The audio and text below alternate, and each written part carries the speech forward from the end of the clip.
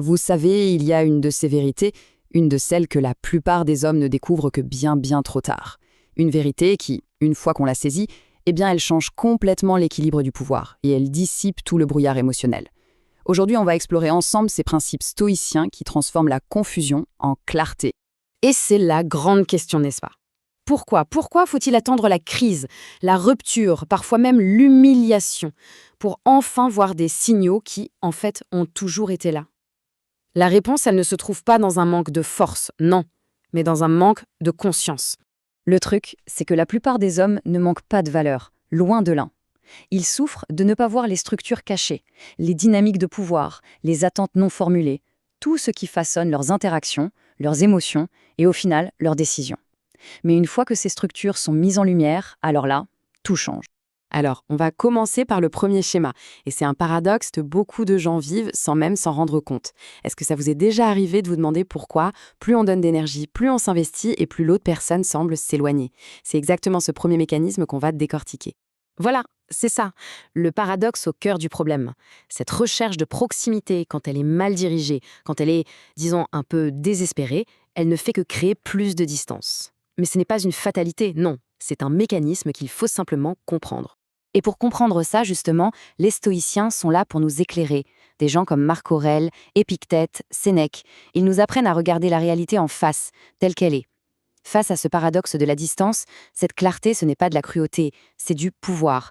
C'est la base de tout ce qui va suivre. Souvent, ce qui alimente ce paradoxe, c'est qu'on gère mal deux monnaies invisibles, l'affection et l'attention. Et là-dessus, les stoïciens nous offrent une perspective radicalement différente pour enfin les maîtriser. Ok, la première vérité, et je préviens, elle est un peu dure à avaler, c'est que l'affection n'est pas toujours inconditionnelle. Elle est souvent liée à ce qu'on peut apporter, à notre utilité. Observez bien, la chaleur monte quand on est utile, et le ton change radicalement quand on traverse une mauvaise passe. L'erreur qu'on fait tous, ou presque, c'est de juger une relation sur les belles paroles échangées quand tout va bien. La vision stoïcienne, elle, est beaucoup plus pragmatique. C'est la façon dont on est traité pendant les épreuves qui révèle la vraie nature d'une connexion. Le reste, c'est du bruit. Et ça, c'est vraiment le cœur de la pensée d'Épictète. On ne peut pas contrôler ce que les autres ressentent, c'est hors de notre portée. Mais ce sur quoi on a un contrôle total, c'est notre propre réaction. Et c'est là que réside la véritable force. Allez, on passe à la deuxième monnaie, l'attention. Et là, attention, le principe de rareté s'applique et il est sans pitié. Les messages non-stop, les réponses dans la seconde. En pensant construire de l'intimité, beaucoup ne font que se dévaloriser. Pensez-y, une attention qui est toujours là, sans qu'on la demande, elle finit par devenir un simple bruit de fond, invisible. À l'inverse, une attention qu'on choisit de donner, de manière sélective, ça devient un événement, sa valeur monte en flèche.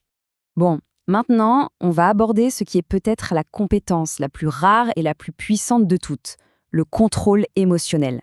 C'est vraiment le pilier de la force stoïcienne. C'est une règle d'or, une règle absolue. Le besoin de s'expliquer sans fin, perdre son sang-froid sous la pression, réagir à la moindre provocation, à chaque fois, on donne littéralement les clés de notre état intérieur à quelqu'un d'autre. Alors attention, le calme stoïcien, c'est souvent très mal compris. Ce n'est pas être froid, ce n'est pas être indifférent, c'est la maîtrise de soi. C'est le moment où l'on devient illisible, imprévisible. Et devinez quoi? Les personnes illisibles sont respectées. Mais alors, comment on y arrive, concrètement? Eh bien, le processus stoïcien est assez simple, en 4 étapes. Une provocation arrive. L'ancien soi aurait réagi sur le coup. Le nouveau soi, lui, il observe l'émotion monter, il marque une pause volontaire et il choisit sa réponse au lieu de la subir. C'est de la discipline pure. Même un gars comme Marc Aurèle, l'empereur le plus puissant de son époque, passait ses nuits à méditer là-dessus. La force, la vraie, elle ne vient pas du contrôle des autres ou des événements, mais du contrôle de notre propre esprit. Ok, on arrive à la dernière pièce du puzzle. C'est un changement total de perspective. Il s'agit de passer d'un état d'esprit de rareté à un état d'abondance. Et c'est là que le changement le plus radical se produit. Le fait d'avoir des options, ça change absolument tout.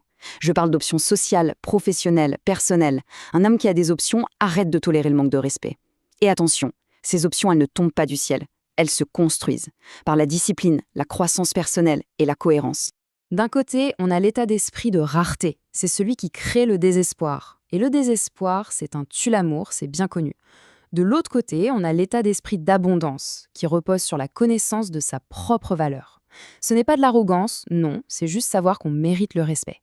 Et au cœur de cette abondance, il y a quoi? Il y a les limites.